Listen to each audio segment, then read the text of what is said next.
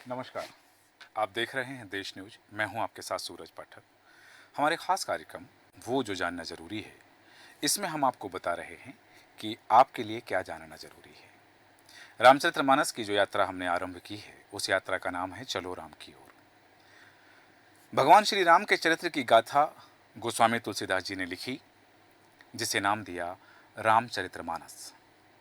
रामचरितमानस से हमें जो संदेश मिलता है, रामचरितमानस हमें क्या बताना चाहता है। एक बहुत पुरातन गीत है जहाँ कहा जाता है कि हमें निज धर्म पर चलना सिखाती रोज रामायण। ये रामायण हमें अपने धर्म पर चलना सिखाती है, लेकिन क्या वो कथा, वो कथानक, वो पात्र, उन पात्रों के बीच की चर्चा से हमें क्या सीखने मिलता है, हम कैसे अपने धर्म पर चलें। इसी यात्रा का नाम है चलो राम की ओर। आज जिस पायदान पर हम हैं, जहां हम चर्चा करने वाले हैं एक ऐसे प्रसंग की, जिस प्रसंग की वर्तमान में उपादेयता और वर्तमान में संदेश क्या है, इस पर हम चर्चा करेंगे। खास मेहमान हमारे साथ हैं प्रसिद्ध कथावाचक श्रद्धेय रमेश शर्मा जी। रमेश शर्मा जी, बहुत स्वागत है आपका देश न्यूज में। हम बात कर रहे हैं श्रीमन रामचरितमानस के उस सोपान की, उस पायदान की, कि जहां भगवान शिव का विवाह हो गया है। शिव जो अनादि हैं, शिव जो अनंत हैं। भगवान भोलेनाथ के गले में 52 मुंडों की माला है। माता पार्वती उनसे पूछ रही हैं कि प्रभु, बाकी श्रृंगार तो ठीक है, यह जो गले में मुंडमाल है, ये किसके मुंड हैं। भगवान शिव कहते हैं कि ये तुम्हारे मुंड हैं। अलग अलग जन्मों में जब तुमने विवाह किया है, तुम्हारे साथ मेरा विवाह हुआ है, और जब तुमने तन त्यागा है, तो यह तुम्हारे मुंडों की माला मैंने धारण कर रखी है। यहां जब माता पार्वती ने कहा कि आप अनादि हैं, अनंत हैं, तो मेरा हर बार जन्म होता है और मैं हर बार जन्म लेकर के आपकी पत्नी के रूप में आती हूं, जैसा आपने बताया है, तो ऐसा क्या हो सकता है, ऐसा क्या हो जाए, वो कौन सा उपाय है कि मुझे फिर दोबारा जन्म ना लेना पड़े। तब भगवान शिव उन्हें जो प्रसंग सुनाते हैं, जिसे हम अमर कथा कहते हैं, उस प्रसंग को यहां हम अवचरित कर रहे हैं। श्रीमन माता पार्वती और भगवान भोलेनाथ का वह प्रसंग, विवाह के बाद, अंतराल के बाद, जैसा हमारी कल चर्चा हुई थी कि तमाम चीज़ें हुई हैं और शठवदन कार्तिकेय कुमार का प्राकट्य हुआ है और तारकासुर का संहार हो गया। अब माता पार्वती उनसे पूछ रही हैं कि वो कौन सी कथा है जो जग विस्तार के लिए है और जग के लिए, सकल लोक जग हितकारी, वो कौन सी कथा है। उस विषय पर माता पार्वती और शिव के संवाद पर आपका दृष्टिपात चाहता हूं, और एक पति पत्नी के बीच का यह संवाद हमें क्या दिशा दिखाता है। देखिए, स्वाभाविक रूप से ये जो संवाद है, इस संवाद में माता पार्वती जी और भगवान शिव दोनों ही लीला कर रहे हैं, और दोनों के वार्तालाप के माध्यम से बाबा तुलसीदास जन सामान्य को भगवान राम उनके अस्तित्व से अवगत करा रहे हैं, उनकी लीला से अवगत करा रहे हैं। हम आज के जीवन में किस प्रकार अपने जीवन को सुंदर बना सकते हैं, जैसा कि आपने कहा कि रामचरितमानस जो है वो व्यक्ति को धर्म पर चलने की शिक्षा देती है। धर्म क्या है? जो धारणीय कर्तव्य है उसका ठीक से पालन करना। जैसे शिक्षक का धर्म क्या है? अच्छे से बच्चों को पढ़ाना। बच्चों का धर्म क्या है? अच्छे से शिक्षा अध्ययन करना।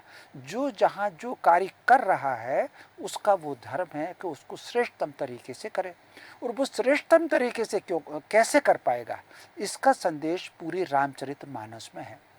अब यहाँ जब पार्वती जी ने प्रश्न किया है शिव जी से, आप कल्पना कर सकते हैं माता पार्वती एक पंक्ति में भी भगवान शिव से ये पूछ सकती थी कि वो राम कथा क्या है जिनको आप स्मरण कर रहे हैं।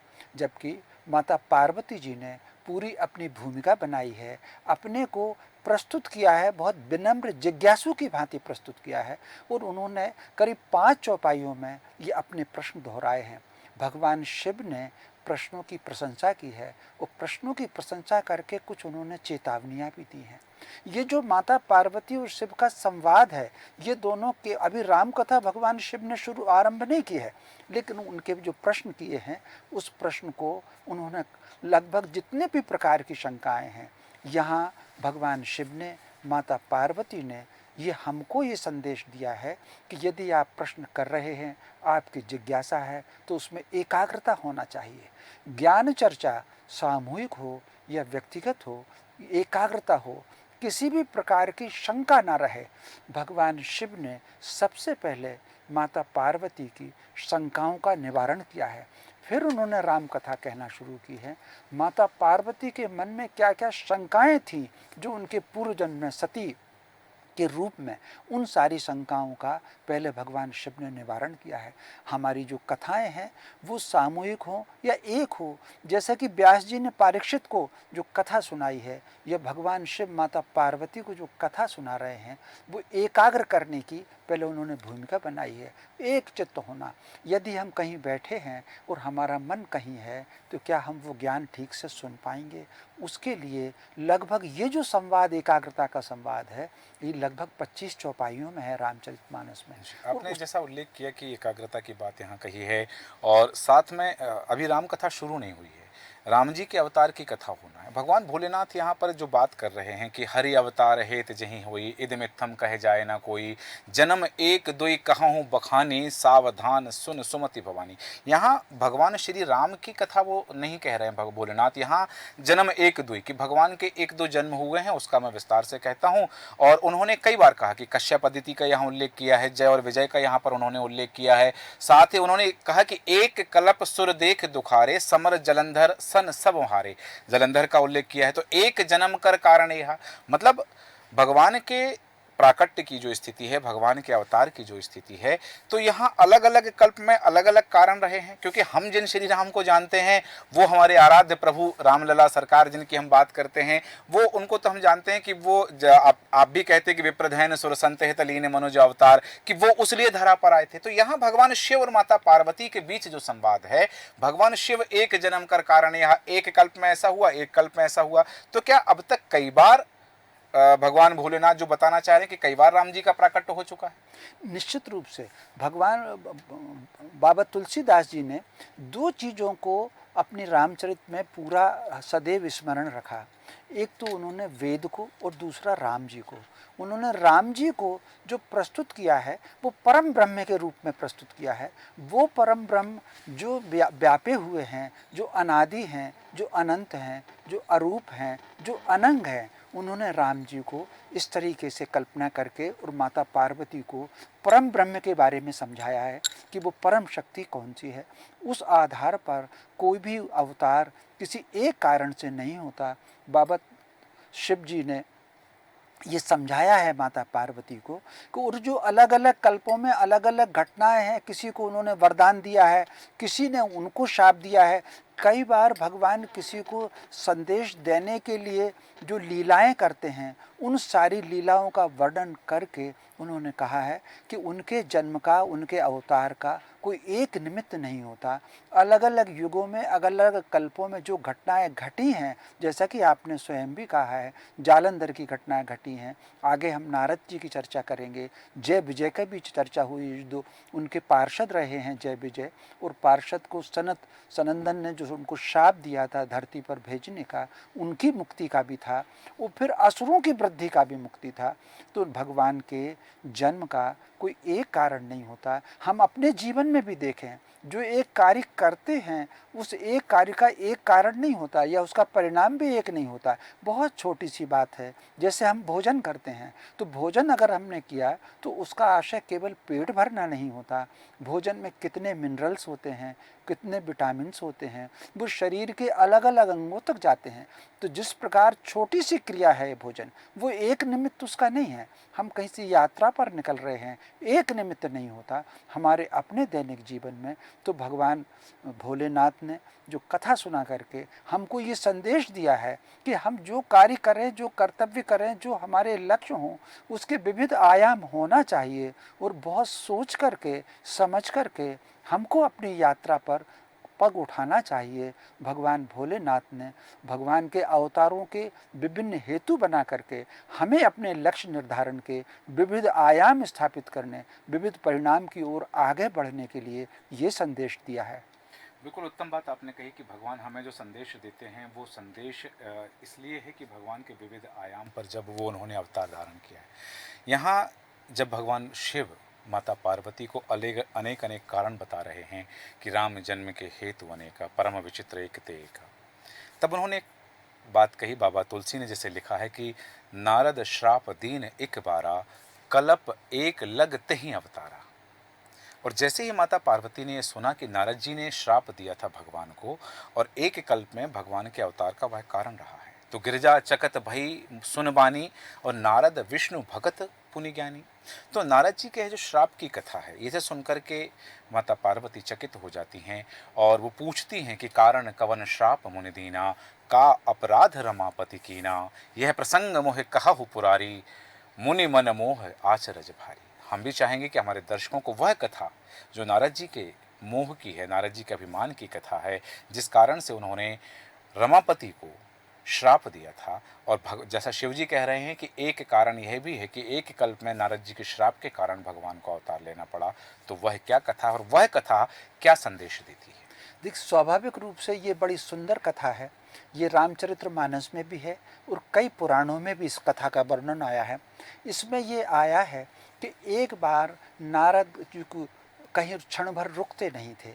एक बार कहीं रुक करके वो तप करने लगे। जब वो तप करने लगे तो इंद्र को ये लगा कि कहीं ऐसा ना हो ये तप करने के बाद वो इंद्रासन पर आ जाएं और इंद्रलोक में रहने की इच्छा व्यक्त कर लें।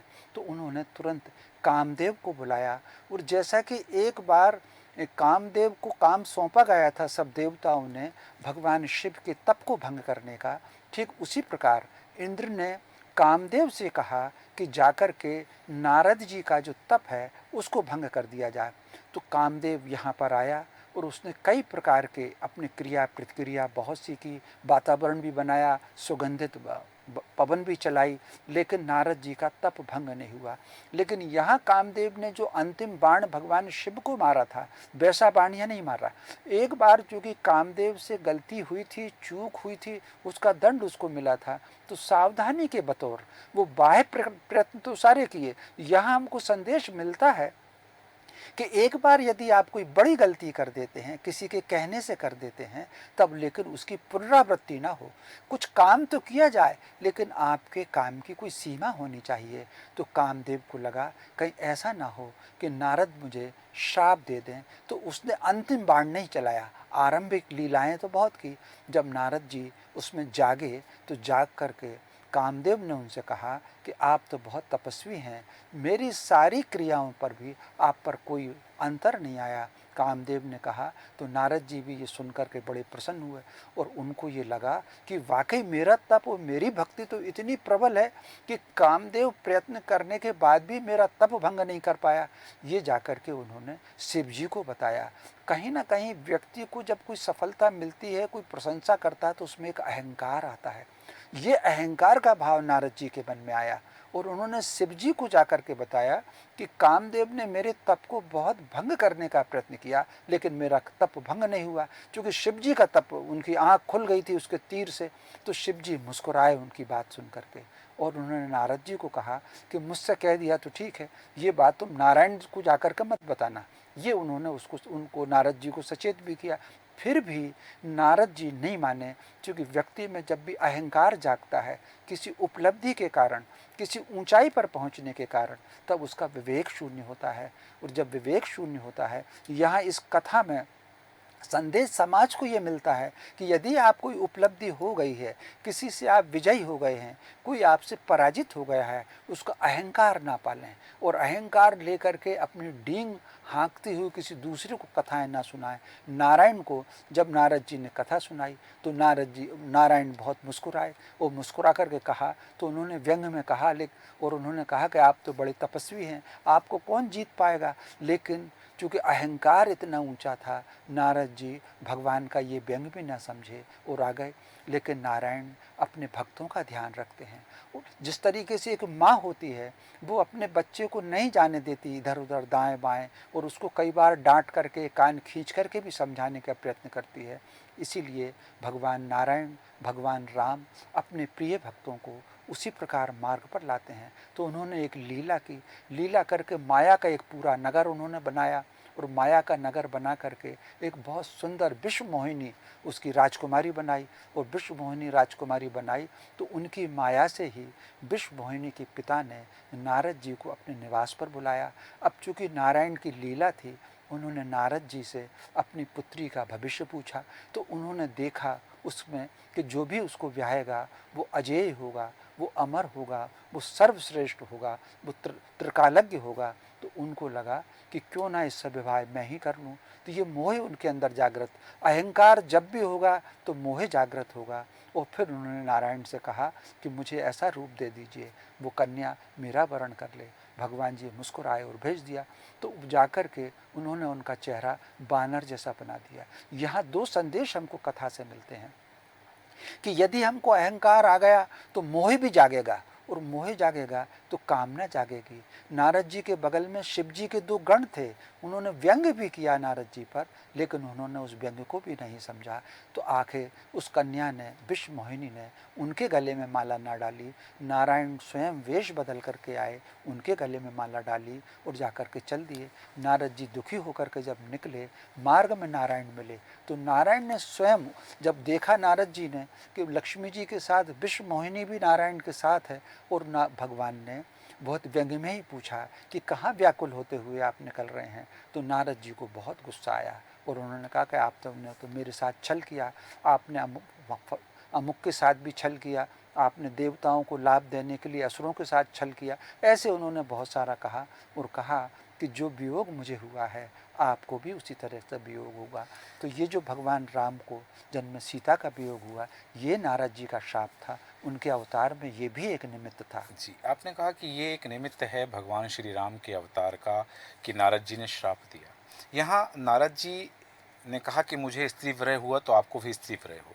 नारद जी जो हैं देवऋषि हैं, आपने ही बताया है, और ब्रह्मा जी के मानस पुत्र हैं।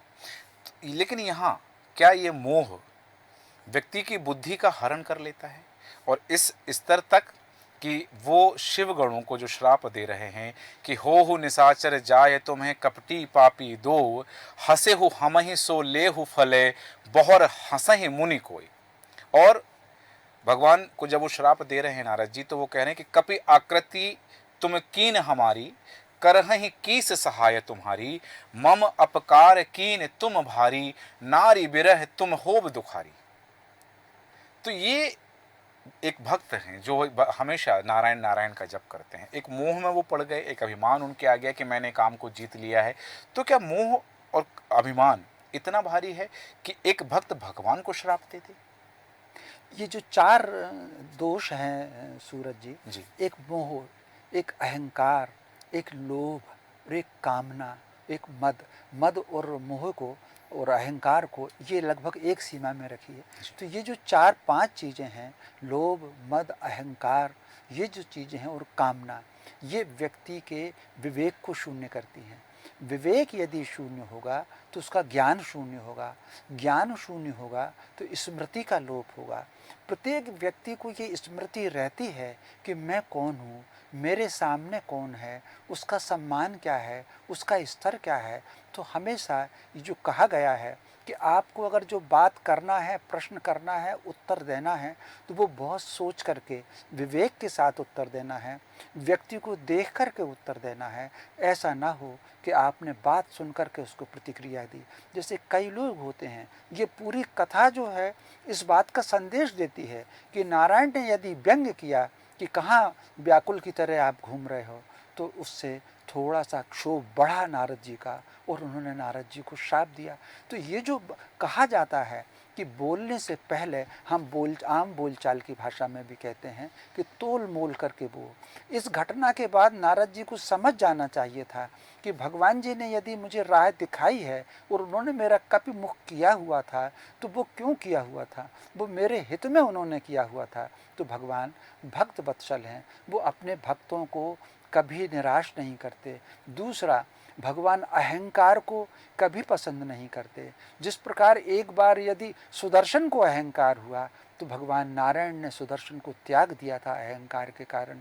ठीक उसी प्रकार जब उनको लगा तो उस अहंकार के सुधार के उपाय भी भगवान स्वयं बताते हैं।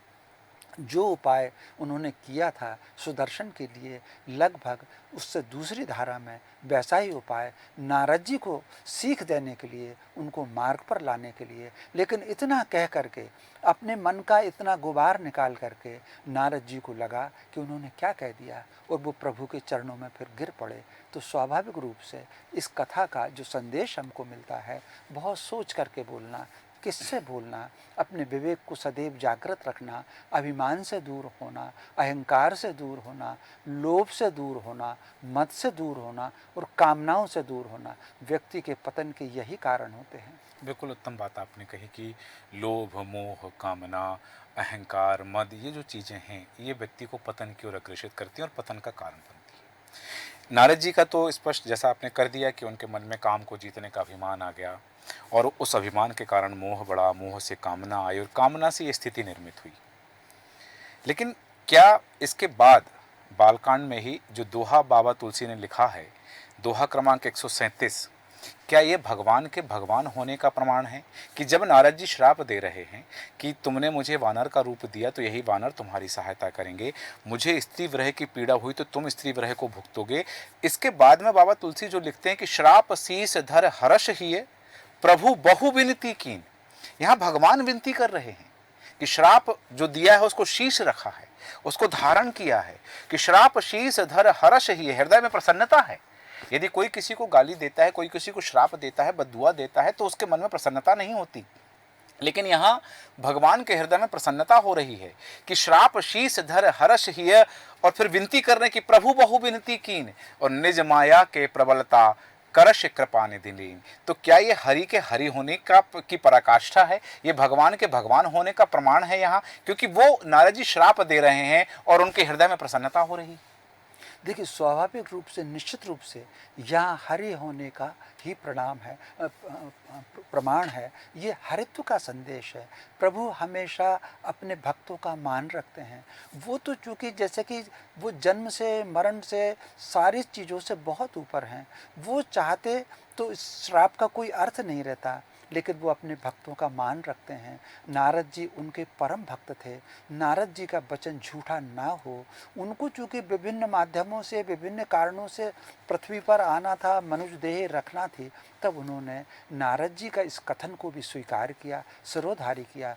नारायण के जीवन की, हरि के जीवन की ये पहली घटना नहीं है। कितने घटनाएं घटी हैं। ऋषियों ने अगर उनको कहा है, जो उनके भक्त हैं, उसको उन्होंने सिरोधार्य किया है। अगर किसी ने उनसे कहा है, आक्षेप लगाया है, तो वो अपने ऊपर उन पर चोरी के आरोप भी लगे हैं, रणछोड़ के आरोप भी लगे हैं। ये अपने भक्तों की वो मान सदैव रखते हैं। भक्तों के यहाँ कई बार वो बिन बुलाए भी पहुँचते हैं, और जो भक्त नहीं होते, सम्मान के साथ नहीं बुलाते, वो उनके आमंत्रण को भी स्वीकार नहीं करते। तो यहाँ नारद जी के वचन को उनको मान देना था, और इसके साथ साथ उनको लीला भी करना था। अगर आप देखेंगे तो 11वें रुद्र के रूप में हनुमान जी रहे हैं, तो वो जो विभिन्न और लीलाओं में बाली को भी उनको उद्धार करना था, तो उन्होंने नारद जी को इसका निमित्त बनाया, क्योंकि भगवान कर्ता भी वो हैं, कर्म भी वो हैं, क्रिया भी वो हैं, और कर्म फल भी वो हैं, हम तो केवल निमित्त हैं। तो उन्होंने नारद जी को अपने विभिन्न लीलाओं के करने के लिए एक निमित्त बनाया, उनके शब्द को सिरोधार्य किया, और उनके मन को ठीक करने के लिए उन्होंने कहा कि आपने उपकार किया है। और उन्होंने अपनी माया के लिए भी अपना खेद व्यक्त जैसा भी उन्होंने शब्द कहे हैं, अपनी माया के लिए। इन्हीं सब चीज़ों से नारद जी का मोह दूर हुआ, उनका अहंकार दूर हुआ, और वो प्रभु के चरणों में आकर के गिरे। बिल्कुल, बहुत उत्तम बात आपने कही कि यह जो प्रसंग है, यह भगवान के भगवान होने का, हरि के हरि होने का और हरि में हरित्व के होने का प्रमाण देता है। और नारद जी की जहाँ त्रुटि हुई है, क्योंकि वो तो देवऋषि हैं और आपने कहा कि लीला है, भगवान की लीला है, यह तो शिव जी और माता पार्वती जी की लीला थी, और ये भगवान की लीला है कि उन्होंने माया की रचना की और वह विश्व मोहिनी का स्वरूप जो वहाँ रखा गया और माता लक्ष्मी के साथ उनका वर्ण किया। ये कथा जो संदेश देती है कि क्रोध नहीं करना है, अहंकार नहीं करना है, मोह में नहीं आना है, क्योंकि मोह में जाएंगे तो कामना का जन्म होगा और कामना हमें पतन की ओर ले जाती है। मैं सदैव यही बात कहता हूँ कि आपकी यह सुंदर और सुखद कर्णप्रिय परम रम्य वाणी सदैव सुनना चाहता हूँ, किंतु समय की सीमा में बंधे हैं। आज के कार्यक्रम को यहाँ विराम देते हैं। आपका बहुत धन्यवाद हमारे कार्यक्रम में आने के लिए, दर्शकों को सार गर्भित जानकारी देने के लिए। जैसा कि श्रद्धेय कथावाचक रमेश शर्मा जी ने बताया कि भगवान के जन्म के अलग अलग कारण हैं। कभी जालंधर कोई कारण बना है, तो कभी कोई श्राप कोई कारण बना है, और हर कल्प में भगवान का जन्म हुआ है। बाबा तुलसी ने लिखा है कि यही विधि जन्म करम हरि केरे, सुंदर सुखद विचित्र घनेरे, कलप कलप प्रभु। बाबा तुलसी लिखते हैं कि कलप कलप प्रति प्रभु अवतरहि, चारु चरित नाना विधि करहि। भगवान के चरित्र हैं, भगवान की लीलाएं हैं। भगवान की लीलाओं से हमें क्या संदेश मिलता है, यही यात्रा हमारे आपके साथ चल रही है। कल फिर एक कथा और एक प्रसंग के साथ आपसे भेंट होगी। आप बने रहें देश न्यूज़ के साथ। नमस्कार।